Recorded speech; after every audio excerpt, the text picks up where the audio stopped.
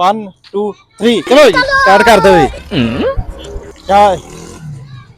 हाँ डॉक्टर साहब जरा नेड़े करो आवाम जरा को अज पता लग जाता केड़ा जिद्दा है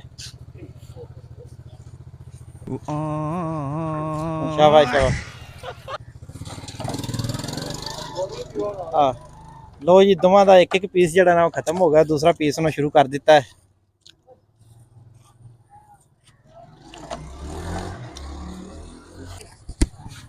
अस्सलाम वालेकुम जी रिजवान दा ते फिजान दा बर्गर खान दा मुकाबला हो रहा है देखो पहले केड़ा जिद्दा है हाँ जी मैं 1 2 3 कहना तुम स्टार्ट कर देना ठीक हो गया जी 1 2 3 चलो जी स्टार्ट कर दो जी क्या हाँ जी डॉक्टर साहब जरा नेड़े करो आवाम जरा को अज पता लग जाता केड़ा जिद्दा है चलो भाई देखो अपने क्या कर शाबाश शाबाश हाँ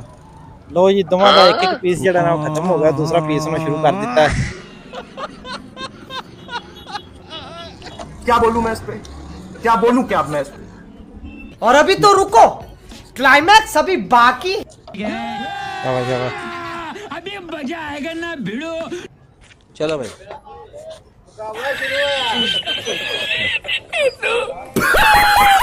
तकरीबन डेढ़ जेह्ड़े ना बर्गर ओह् दोवें ही खा चले जे लो जी दो पीस जेह्ड़े ना तकरीबन मुकम्मल हो गए दोवां दे ते आखिरी पीस रह गया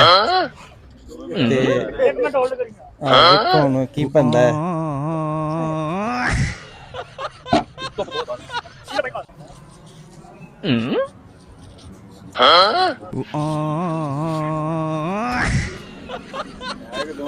काम एंड ते रह गया दोवां दे थोड़े थोड़े क्या रह गए बोलूं ने मैं इस पे